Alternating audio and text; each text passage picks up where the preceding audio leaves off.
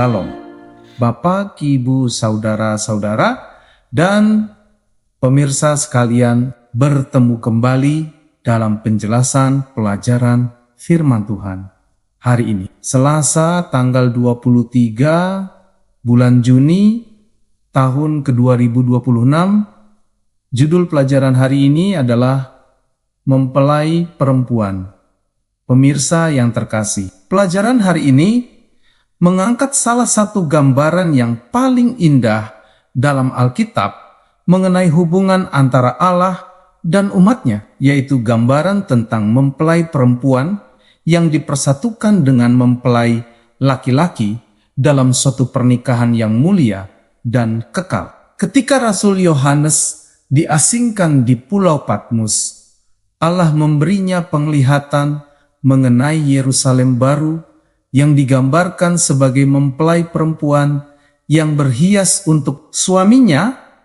Pemirsa, penggunaan simbol pernikahan bukanlah sesuatu yang kebetulan, karena pernikahan merupakan salah satu bentuk hubungan yang paling dekat, intim, dan penuh kasih yang dikenal manusia. Melalui gambaran ini, Allah ingin menunjukkan bahwa tujuan akhir dari rencana keselamatan adalah memulihkan hubungan yang sempurna antara Sang Pencipta dan umat yang telah ditebusnya.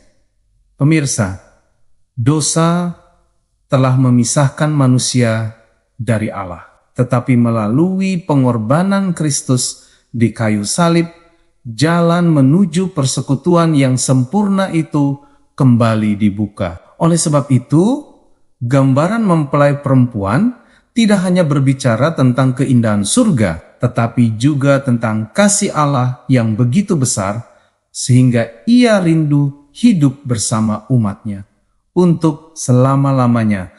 Pemirsa, penglihatan ini memberikan harapan yang kuat bahwa seluruh perjalanan iman orang percaya akan berakhir dalam sukacita persekutuan yang kekal dengan Tuhan.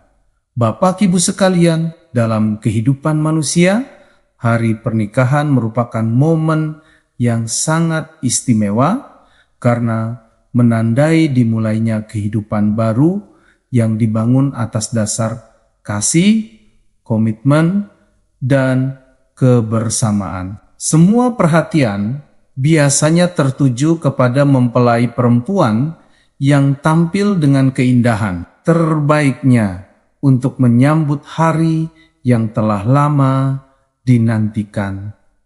Bapak Ibu, Alkitab menggunakan gambaran ini untuk membantu manusia memahami betapa agung dan mulianya peristiwa ketika Kristus datang untuk menjemput umatnya. Kedatangan Yesus yang kedua kali bukan sekadar peristiwa penghakiman atau akhir sejarah dunia, tetapi juga merupakan saat pertemuan yang penuh sukacita antara Kristus dan mereka yang telah menantikannya dengan setia.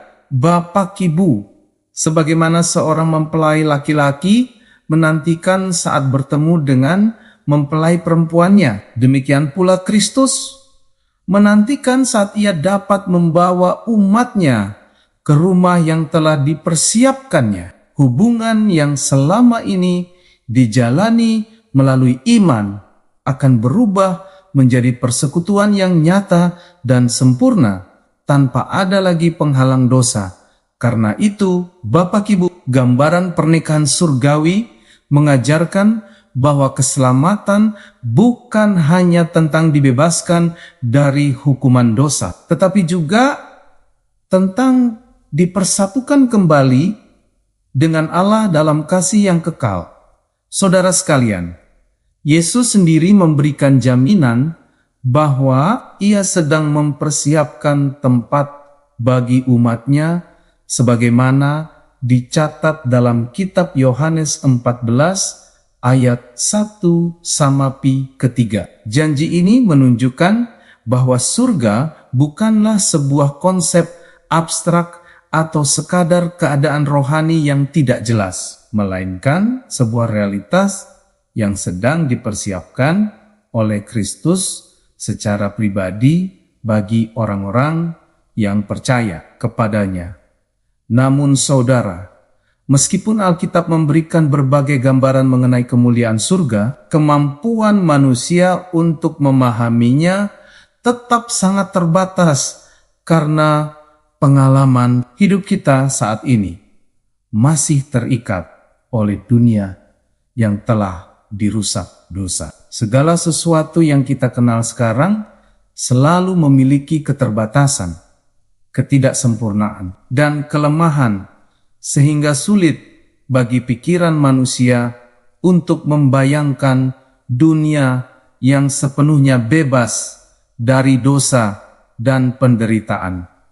Saudara, Ellen G. White menegaskan bahwa bahasa manusia tidak cukup untuk menggambarkan kemuliaan yang menanti umat Tuhan, karena pengalaman tersebut berada jauh di atas kemampuan pemahaman manusia saat ini. Pikiran manusia yang fana hanya dapat menangkap sebagian kecil dari keindahan dan kemuliaan yang telah Allah sediakan bagi mereka yang mengasihinya.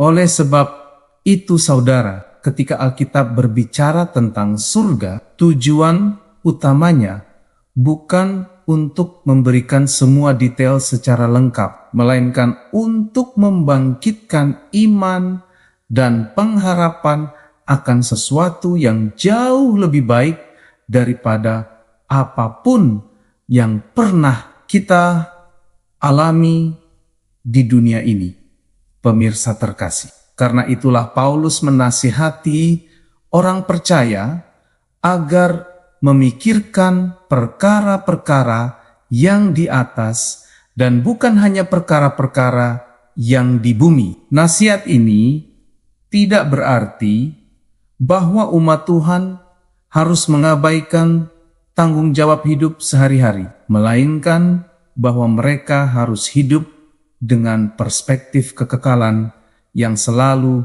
mengarahkan hati kepada kerajaan Allah.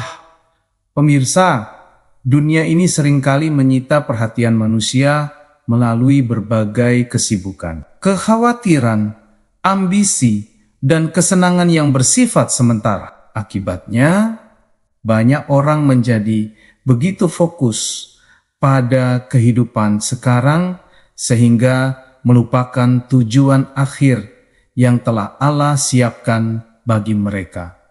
Pemirsa, melalui penglihatan yang diberikan kepada Yohanes, Allah ingin agar umatnya terus mengingat bahwa ada masa depan yang mulia yang sedang menanti mereka. Pengharapan akan Yerusalem baru dan kehidupan kekal seharusnya memberikan kekuatan untuk tetap setia ketika menghadapi penderitaan, pencobaan, dan berbagai kesulitan hidup. Pemirsa, semakin seseorang memahami kemuliaan yang akan datang, semakin kecil daya tarik dunia yang sementara ini dibandingkan dengan janji Allah yang kekal.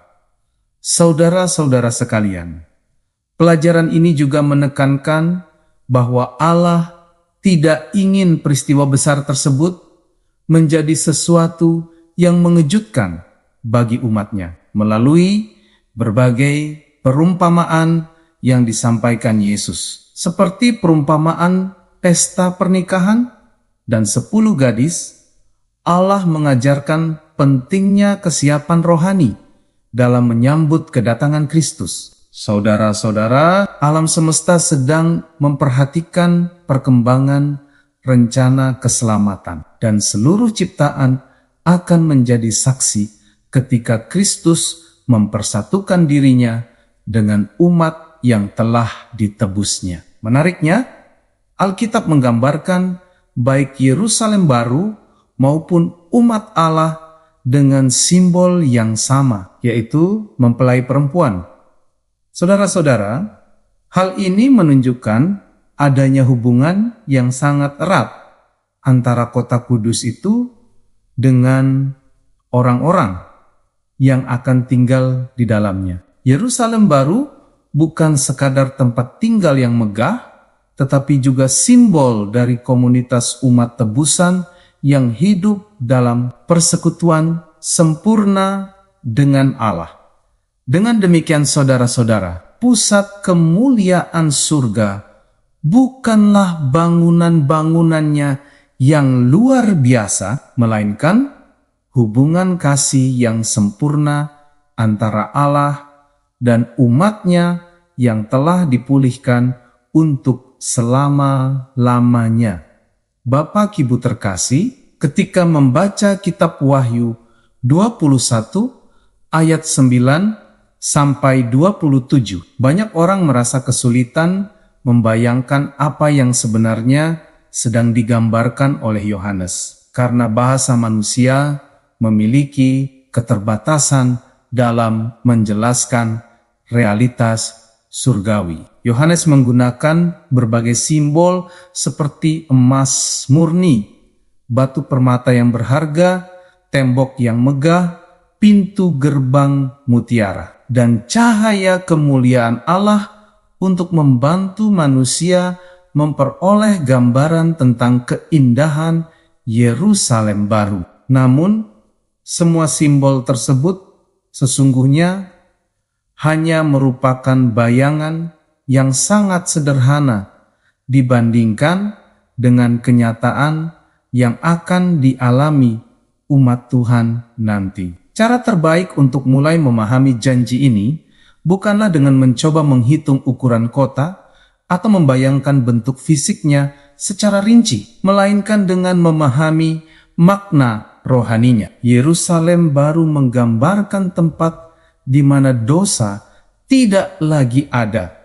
Kematian telah dikalahkan, penderitaan telah berakhir, dan Allah tinggal bersama umatnya dalam hubungan yang sempurna. Kota itu menjadi lambang kemenangan kasih karunia Allah yang telah menyelesaikan seluruh rencana keselamatan dengan sempurna.